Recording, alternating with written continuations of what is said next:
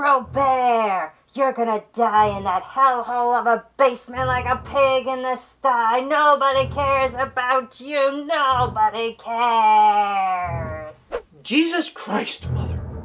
I told you I would clean up my room in the basement this weekend. Stop nagging me.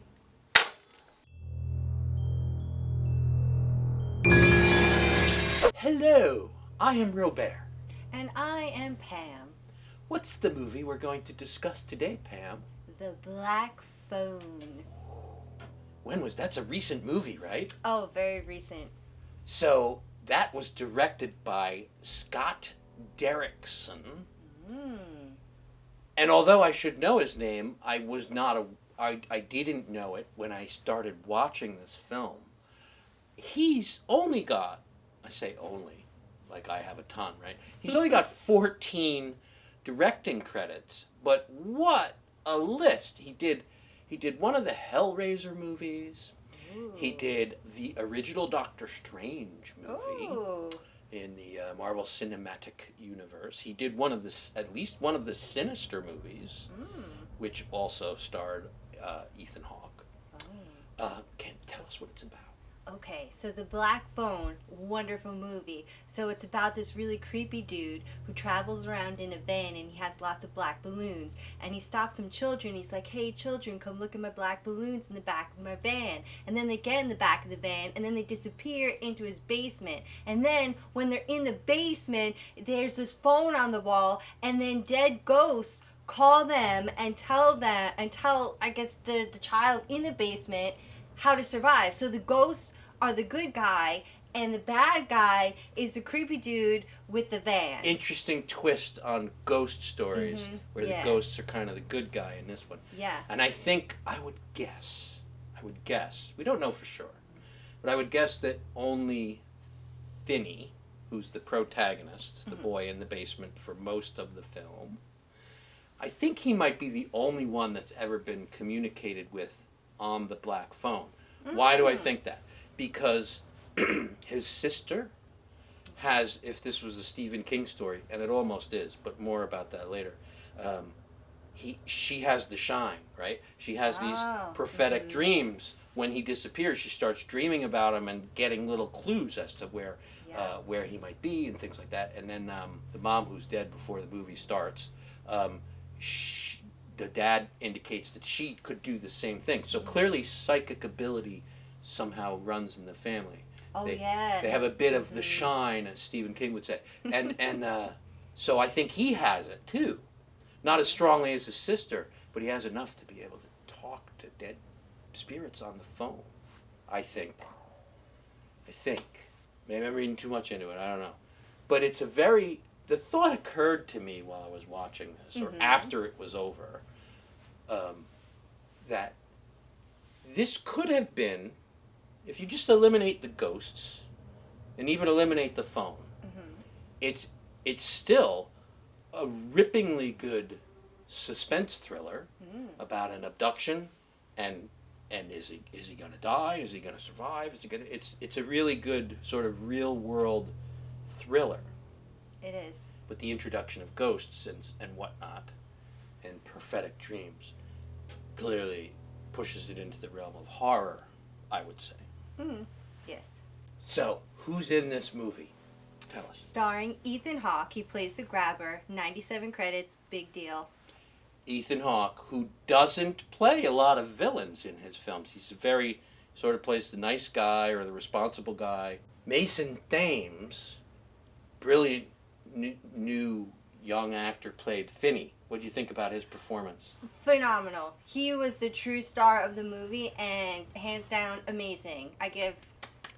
He definitely has the most screen time. I mean, it's all about him.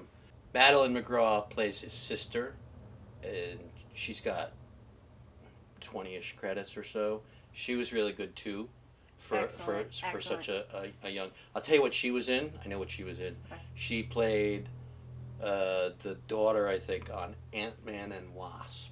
Oh, okay. Which was a few years ago. She was pretty young then. And then the dad was played by Jeremy Davies. What'd you think of the dad's performance? It was so good, I got kind of skeeved. He's not a good dad. He's not a nice dad. I mean, he loves his kids, but he's a little bit abusive. A little bit. There is no bosom in this movie. No. But it takes place in 1978, Denver, Colorado. And unfortunately, there's a lot of real-life case studies of child abduction and kids that go missing and never get found. So there's one of the ghosts in this film is called the Paper Boy. And that's actually based or inspired by a real disappearance of a paper boy in the 1980s. The kid's name is Johnny Gosch, Gosch, Gosch, I think, and they never found him. Oh. And he's like a similar age to these kids, so the story was inspired, as well as that particular ghost character was heavily inspired by the real Johnny Gosch. You guys, when you have time, you should Google his name, because it's a weird story. It's not just a disappearance. There's other oddities associated with it. But I digress from the film. The boy, Finney, Yes. gets kidnapped and locked in the basement. Yes. And before that happens, in the first act, if you will, where we're setting up the backstory, some other kid Oh, his friend. disappears. Yes, his disappears friend. without a trace. And everybody's like, so the kids are all talking about, it's the grabber.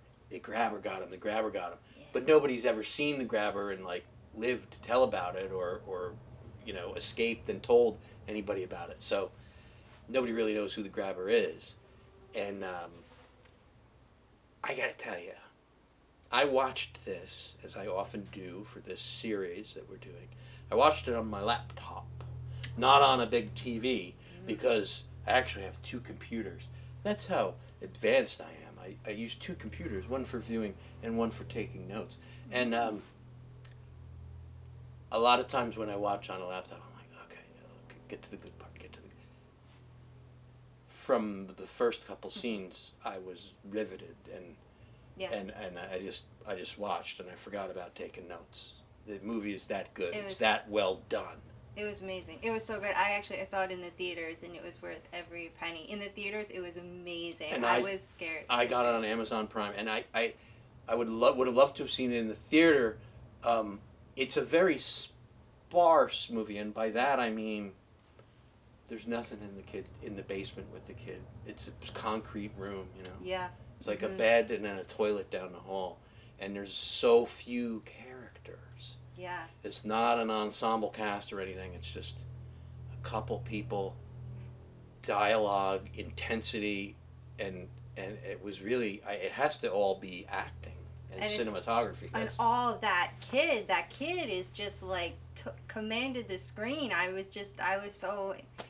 I was like, I'm not worthy. I'm not worthy. So good. So good. Expect to see some fantastic things out of both of those children, both the brother and the sister, in years to come. Just fantastic. And Ethan Hawke, keep acting, man, and keep doing bad guys, because you do. He was so creepy. It's like in the kitchen chair when he's sitting waiting there. Oh my god. Oh my god, I have nightmares about that. And with his legs all spread and his shirt off, and I'm like, oh. So clearly he's, to do this kind of thing, you got to be deranged.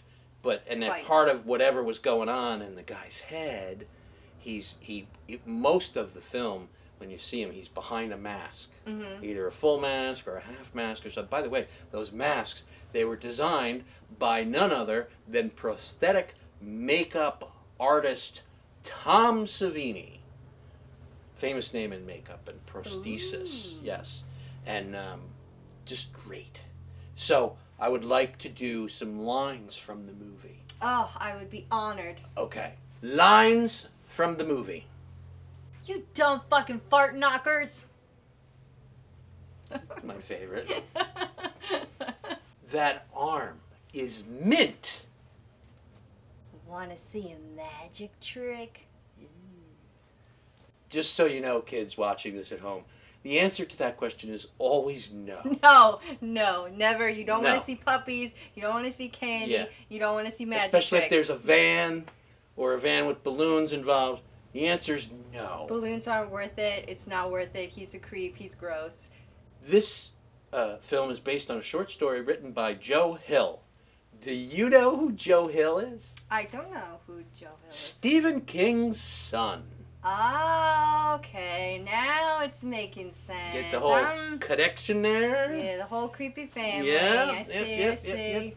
Now, this was originally set for a February, this last February, I guess, release. Mm-hmm. I've heard two stories. One is that they had such fabulous test screening results that the director said, or the producers or somebody said, oh, let's push it to the summer. That way we'll get a bigger audience because it's a great movie. Oh. The other story I heard was they pushed it back to the summer from February because of concerns about the Omicron COVID variant as being bad at the time. I'm calling bullshit on that story. What producer says, this movie's not good enough to release in the summer, let's release it in the winter? It just doesn't happen that way. So it's nonsense. But it's still a great movie. So, having said all that, it's time to give this film a pumpkin rating. 1 to 5 pumpkins. This deserves 5 big pumpkins. I completely agree with you. Yes. We don't give out 5 pumpkin ratings much. Oh. This one is very deserving. A fantastic film with fantastic performances, really. Mm-hmm. You should go watch it. Watch it. If you haven't watched it, you need to. I like this movie so much I might buy a Blu-ray just to get director's commentary or something. Oh. It's really a good movie, folks.